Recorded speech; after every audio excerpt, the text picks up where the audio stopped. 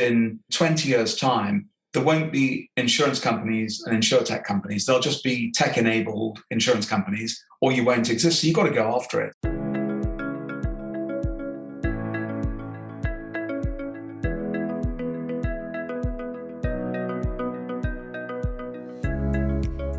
Good morning, good evening, Matthew Grant here, and with a spring in my step after a week off, the sun is shining and another great interview for you today. Now, combining great technology with fresh sources of data to offer new insurance solutions was one of the original reasons driving the interest in Insurtech. For this episode, I'm bringing you 4 of the best examples of technology-enabled MGAs in the UK today. They're all offering solutions for different marketplaces, but there are a lot of consistent themes coming through of what it takes to be successful. Graham Elliott is CEO and co-founder of Azur, offering insurance to high net worth individuals. Alastair Speare-Cole is president of QOMPLX, which offers high-end analytics, including cyber risk. Elizabeth Jenkins is Chief Commercial Officer of Nimbla and talks about how they are helping small businesses with invoice insurance. And finally, Jonathan Spry is CEO and co-founder of Envelop, offering cyber reinsurance. This episode draws on a lively discussions we had at the KBW Insurance Financials Insurtech event recently, hosted by William Hawkins. More on that shortly. Now, whether you have a deep career in insurance or know nothing about it at all, you are bound to find something of value in here. As usual, if we get too technical, I jump in and try to explain what is going on. Now, if you're not familiar with what an MGA is, that's a managing general agency, think of it as a cross between an insurer and a broker. An MGA has the authority to underwrite, but uses another insurer or reinsurer's capital. If you want to know more about MGAs, you'll find a link to an article I wrote in the episode notes. Finally, one common theme of each of our guests is that they left careers with large, established companies to join or start organizations, all of which were formed in the last 5 years or so. So let's find out why. And first up is Graham Elliott of Azur.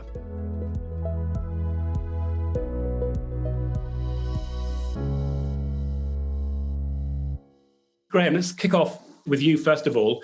So you're writing high net worth business with Azur. You're also building out your technology for yourself, but actually for other organizations as well. I think what our Californian colleagues would call eating your own dog food. What was it for you that you decided that it was time to go out there and build an MGA? And if you want to add a few words about what you're doing at Azur and there as well, that would be great. I first ran an MGA in 2012 for Arca Harrison. Never really come across them before. Absolutely loved the vehicle, loved its flexibility, and loved the fact that it was capital light. And it reminded me in a way of hedge funds in its flexible approach to things. But in an industry that was all about data, or should be all about data, I was genuinely shocked by the technology. The MGA I was running, we were on a legacy stack that was probably 15 years old. So if you wrote more than one type of insurance with a customer, you had no idea what you were doing with them systematically. And that seemed to me to be a real problem. And I just thought there was an opportunity to get hold of that and to get hold of your data. And to do that, you had to grasp the nettle of technology and become tech-enabled. The other thing I thought was that this is a $4.3 trillion industry that's driving at 90 miles an hour down the road, and it's using the rearview mirror to drive. It's existing in the MGA space on board rows that can be 60 days out of date. And I just thought the world was going to go to real-time data. And I thought also that we were going to move into a more product and service type of environment in insurance, and that was going to become increasingly important. And also the UX outside of the risk transfer itself is pretty shoddy. You know, you've got a terrible mess, especially if you're in an intermediated channel, around midterm adjustments and paperwork and all that good stuff. And I just thought that we'd lost sight of the end insured and the broker, and actually that the MGAs had also weren't serving their capital providers very well. UX, that's user experience, by the way. And the GUI you'll hear in a minute, well, that's graphical user interface. But what Graham has got to say next is very interesting and something still forgotten by many larger insurance companies. Finally, I think talent is going to want to work in a modern company on a modern stack. And I just don't think they're going to want to play in stuff with 30-year-old technology with a GUI interface at the front end and a bit of digital lipstick slapped on an analog pig. So that was why we decided to do it. We started off in high net worth insurance. We've grown it pretty rapidly, and we're writing business in the UK and Europe. And as Matthew said, along the way, we got asked by some insurers to build complex products for them. And we've deployments as a tech company in admitted and non-admitted lines across the US in multi-classes. And we're currently building a global OEM product launching in France in the summer. So we've got a pretty wide range of experience, and it's all done on a modern stack in the cloud, using as much that's already been built as possible to minimize our costs. Well, we're going to be hearing more from Graham in a moment, but some more technical terms for those of you not familiar with insurance language. The term admitted lines refers to the mainstream regulated US insurance companies that are required to have their insurance rates approved by the state regulators. Non-admitted business is often the type of complicated or non-standard cover the mainstream insurers in the US can't or won't underwrite, and commonly gets picked up by the MGA market, often coming into London. And next up is Alastair Speare-Cole, President for Insurance for QOMPLX. QOMPLX itself was founded in 2014. You yourself are pretty well known to many of the people listening from various very senior roles in insurance and broking. You joined QOMPLX in 2017 as President of Insurance. Now, QOMPLX is recently, for those who are following the news, I think is now classified as a unicorn. It's got over $1 billion of valuation. But for those who have been watching you, you've been variously in a technology company, you're doing analytics around cyber, you're a platform, and you've also started acquiring companies. So it looks like it's a busy time for you, but just wondering sort of, is there a coherent, I'm sure there is a coherent strategy, so maybe we should phrase it in a different way. What is the coherent strategy around what you're doing in all these different areas? And again, for you personally, what was it that motivated you to join a relatively new company? I think some of the motivation to join QOMPLX is very similar to some of the problems identified by Graham. QOMPLX's thesis is that there needs to be a much, much more interoperable approach to the whole business of data extraction from structured, unstructured sources, data normalization, cleaning, semantification, putting it into the right sort of stores, and then having appropriate process management flows and analytics tools. And that doesn't matter whether you're in the business of logistics or insurance or cyber. The guys that founded the company also came from very much from a cyber risk management, Department of Defense type of background. And they recognized that actually some of the fundamental problems around cyber were really data problems. So the thesis was a very big data, a data fabric type of company. It just happens that a couple of the obvious and immediate use cases for this are one, cyber risk management. And so we're one of the few companies that could have detected solar winds and got it out of people's systems before it did much damage. So that's one of our key areas of expertise, is around doing an inside-out view of people's systems, and we do it for very big companies at the moment. And similarly, when I came on board, it was to see what we could do to take some of this technology and use it in the insurance space. So we built an automated underwriting platform, and we are platforming various data and modeling streams like Oasis LMF. And so the thesis was that we, for insurance companies, would be able to do some or all of the journey to allow people to configure a better experience from data extraction, storing it in the right way, doing the right analytics, and hence the acquisition of RPC Tyche. And that is very much to provide a toolkit to the end of the data factory. So that's why I was intrigued, because I felt that if you're turning over the entire insurance industry, that was something that I wanted to be involved in, rather than actually sort of soldiering away at the industry as it is now. Next up is Jonathan Spry, co-founder of Envelop. Jonathan, to you. So you set up Envelop back in 2016. You described yourself as the world's most reluctant MGA. You've got a slightly unusual model in that you are a reinsurance MGA and you're publicly backed by MS Amlin. You also value very highly the data and some of your proprietary analytics. But again, the same question for you. What was it for you that took you into the MGA space and actually chose this particular area to focus on? We set this up really to tackle one of the many well-flagged issues with insurance. And I think Insurtech is really a series of related responses to frustrations that all of us have had, including what we've just heard from Alastair in terms of the slow pace of change in insurance and some of the operational inefficiencies we see.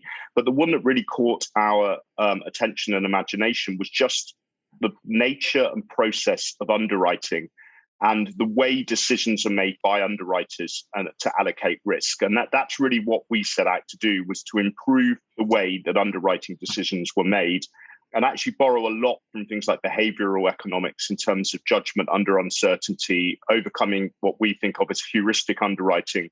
We're not particularly keen on automating, and that's just because we choose to address complex risk, which we don't think necessarily can be completely automated, although we would accept that some automation has a role to play.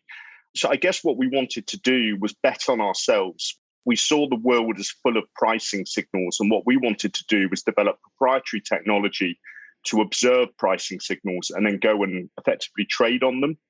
So I guess the business model we had most in mind when we set this up was more like a hedge fund, that actually we were not keen on the idea of developing technology for anyone else. We really weren't keen on the idea of licensing in technology from anyone else. And we just wanted to generate alpha, if you like, by having proprietary toolkits and better data, and more importantly than anything, people that could actually use that data. Wow, that is such a good description of a technology-enabled MGA. I'm going to replay it for you one more time. What we wanted to do was bet on ourselves. We saw the world as full of pricing signals, and what we wanted to do was develop proprietary technology to observe pricing signals and then go and effectively trade on them. We really weren't keen on the idea of licensing in technology from anyone else. And we just wanted to generate alpha, if you like, by having proprietary toolkits and better data, and more importantly than anything, people that could actually use that data. So there you go. And by the way, that quote, along with all the best insights from our podcast, are available in our accompanying write-ups to the podcast on the website. Now, Jonathan goes on. Which moves us towards more augmented intelligence underwriting. And then looking around for a business model, the MGA is actually a nice way to get the flexibility that we heard about just earlier, and try and build alignment with your capital providers. We believe strongly our role is capital allocation. So we need to be heavily incentivized to have skin in the game with that. And I think MGA takes you about halfway to what we would like, which is really a kind of aligned underwriting platform, which would still give us independence to make decisions and develop proprietary technology in a data-driven environment, which I think is something that incumbent insurers and reinsurers really, really struggle to do. They just can't move quick enough to develop fully in-house the type of technology we want to use. But at the same time, we're completely prepared to live or die by the underwriting decisions we make, and have as much alignment as possible with that capital and the results of our capital allocation. Jonathan picks up on the similarities with what we've already heard from Azur and QOMPLX, and gives us a sense of the scale of Envelop's success.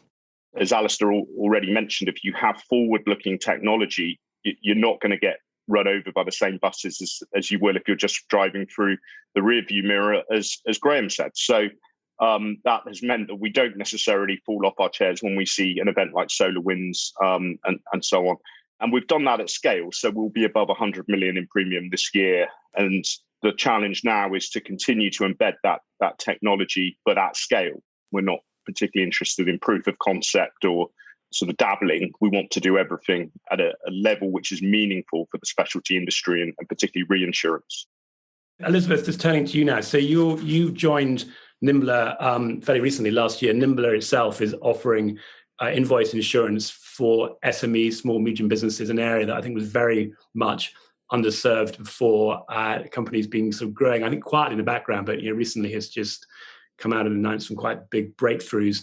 You're working for a long time, I think mostly in the broking world, saw what Nimbla are doing. So a couple of questions in there. Why has Nimbla sort of gone down this route? And secondly, what was it that took you out of the, maybe safe's the wrong word these days, but the corporate world into I think we can still call you a startup, as you established in 2017? So why did Nimbla go down this route? There is a whole opportunity of customers who don't buy this product. And that's something that I was really compelled by here, because we're going at an area of insurance that people aren't buying. So we've got a whole fresh community to go for. So only 4% of SMEs currently buy trade credit. And the reason why is they're usually priced out of the market. Now, because we can do tactical invoice insurance where they can come in and buy 1 or 100 invoices, they're able to make dynamic decisions about what they do and don't want to insure and can quote and bind in under 3 minutes, which is very, very, very different from the traditional market, which takes days, if not weeks, to put a product together and is quite cumbersome. By getting the real-time data from the cloud accounting systems, we're able to make very intelligent, real-time, algorithmic credit decisions for the SMEs, who are then able to decide that they want to take that order, want to take that trade, insure at the click of a button through the cloud accounting integration, and they're off. So it's lovely and fast. And when you're looking at the new SMEs and the new startups coming through who are all automatically on cloud accounting, they don't have any fear about just plugging that into us and us getting that real-time data, which is fantastic. I was working in trade credit for 19 years at Aon, and the SME piece was always the hardest nut to crack because you've got this huge lake of customers who want it, who might not even know about it, so there is an education piece. But in order to be profitable in that space, you need to make it digital. And that's where the bigger insurance companies, brokers, didn't really want to make that investment. They didn't really want to make that end-to-end digital products, and Nimbla did. And Fleming, who was working in capital markets and looking for this product and couldn't find it, and that's why he founded the company. So the other reason why I joined is, having worked in big companies, I was always so frustrated by the amount of data that big companies throw away, that they don't use. If you think about all the legacy databases and all the information in that, and all that customer information, and they don't use it to great effect to be able to tell those data stories, to be able to, set that incredible strategy. We're 4 years old, and I've been brought in really to your point, we're not really a startup anymore, we're more of a scale up. So, making sure that we've got all those commercial systems in place, making sure we've got the robust processes in place to fly from here on in. You mentioned that insurance companies have a lot of data, can't do anything with it, throw it away or ignore it. Why is that happening? I think every board, every CEO knows today the value of data. They recognize how it can support customers. So what's the barrier to them actually doing something constructive with that to support both customers and their internal processes? I think they try really hard, but let's bear in mind they've got these big legacy systems, and sometimes it's very difficult to extract the data out of that or to make sense of it because it's in different places. When I remember my time at Aon and thinking about how we embrace technology there were a lot of discussions about the reasons why we couldn't do it. And I'd like to turn that on its head in the data and say, what is the opportunity? Because we're a tech-led company, not an MGA-led company. How can Nimbla's technology actually help me make my customers stickier? How can it bring a whole new conversation to my client that my competitor might not be having with them? How can it make me more profitable in this space? So that's the kind of conversations that we want the bigger companies to be having around technology, rather than the more negative ones around, it might not work. There's a lot of layers of bureaucracy to get through. And Graham, I know you've got some quite strong views on this as well. As you mentioned earlier, I think it's one of the drivers for building the business and going down the MGA route. The large organizations aware of this, established ones, wherever, you've got to provide data back to your capacity providers. Are they now starting to solve this problem and see the value of data? And if not, what advice would you give to them to be able to act a bit more with a bit more agility, like an earlier stage company? Everybody understands how important data is to making decisions. And of course, everybody understands what good user experience looks like at the front end because they use apps on their phones all day long. And it's not just a simple toolkit answer. It's actually a cultural answer. I mean, the analogy would be, if you give me a block of marble and a chisel and a mallet, I'll produce a chewed block of marble. If you give Michelangelo the same toolkit, he'll produce David. And so it isn't the toolkit that really matters. It's mindset and it's cultural. And it's a tough problem to solve. Of course they can do it, but you've got to do a few things. The first thing is, capital can only write what it's got appetite for. And so by definition, you can't therefore produce a product that necessarily copes with every single customer need at the other end, because you may not have the appetite to write it. The second thing is, where you've got these multiple systems and data all over the place, you've got an orgy of rekeying.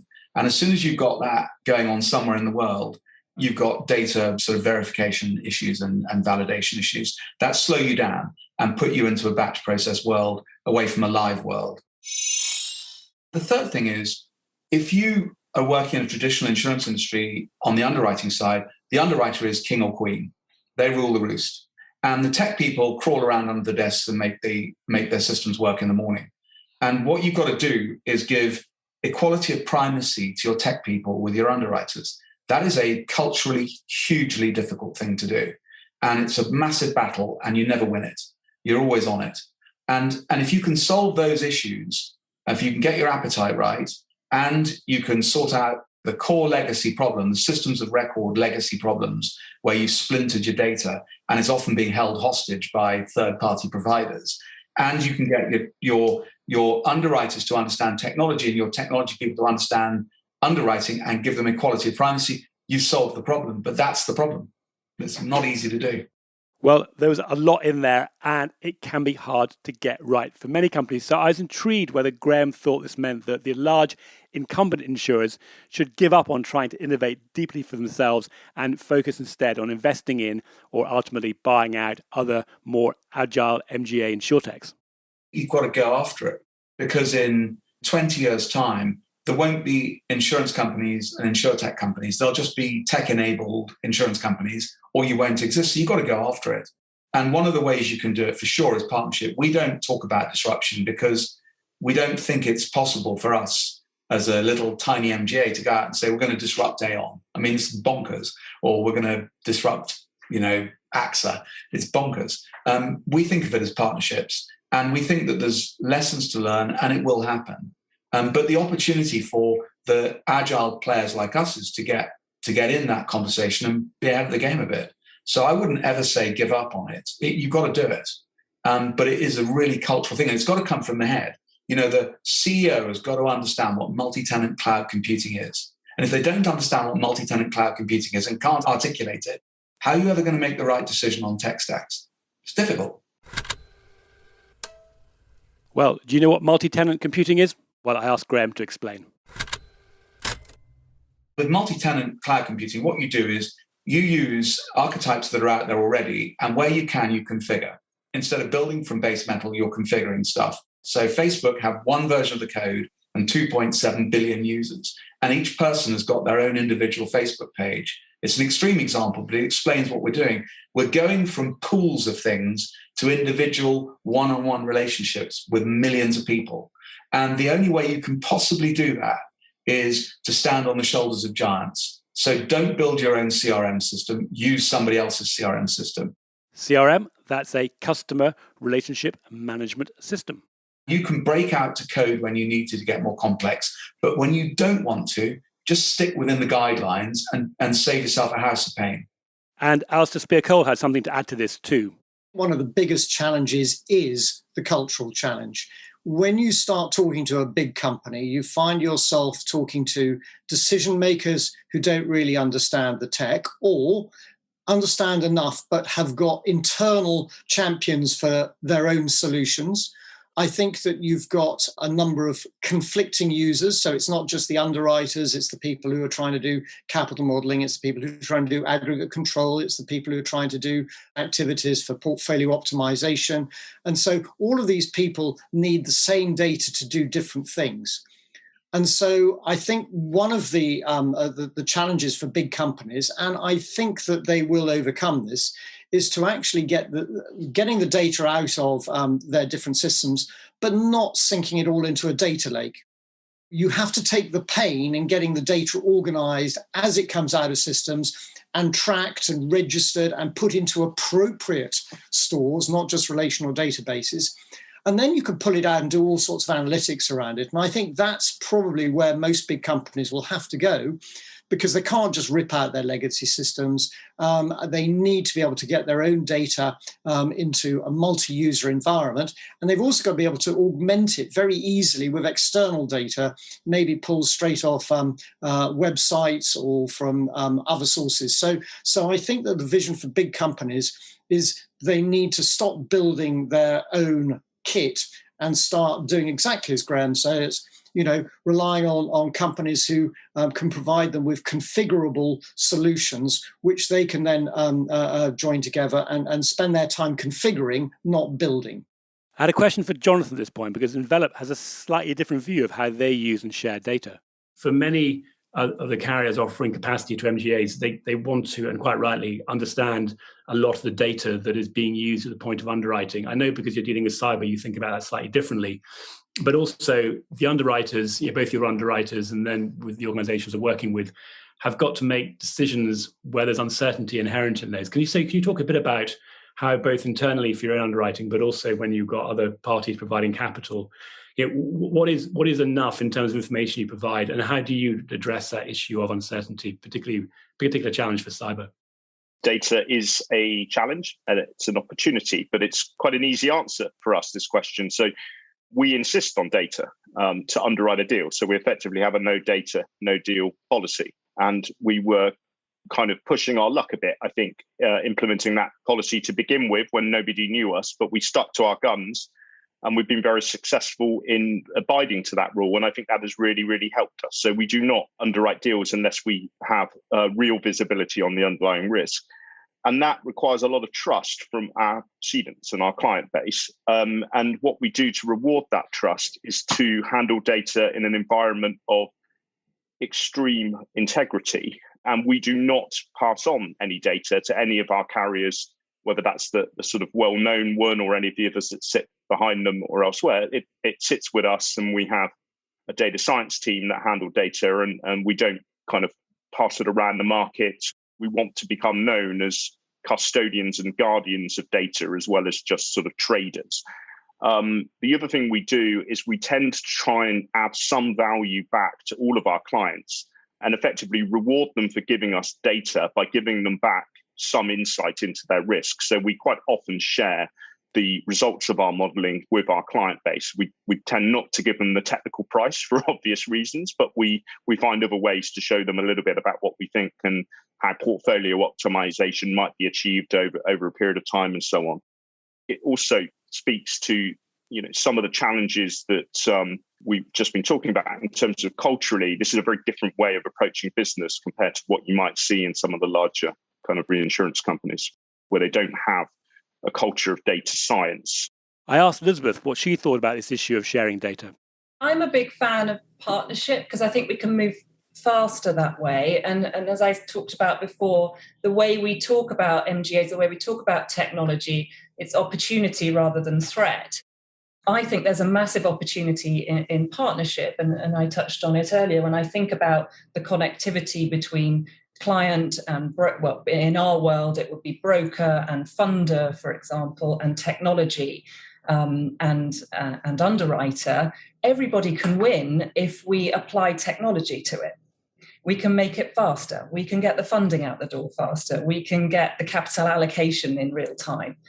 All of these, the broker gets a stickier customer because they've brought a new innovative idea to them. So it's a case where everybody can win through partnership. Incumbents are fabulous at what they do, don't get me wrong, but we're also very good at what we do. And so by bringing the two together, you've got this lovely marriage, if you like. As we reach the end of our discussion, I return to Graham Elliott. What did he think the future was for MGAs? Would they mostly get swallowed up by insurers, or will we see more and more growing into insurers in their own right? MGAs have been a cottage industry, really subscale for a long time. And I think that just like hedge funds that used to run 300 million, it was a bit of a lifestyle business. And as they've now scaled up and they're as big as any other asset manager out there, I think MGAs are here to stay, and there are going to be some massive global MGAs that are in the space, play properly. Whether you as an individual want to sell out before that happens to a carrier or become a carrier, it's personal choice for the management team and the shareholders. But I do think there's a space at the top table for this vehicle, and I think it's not just a soft market phenomenon.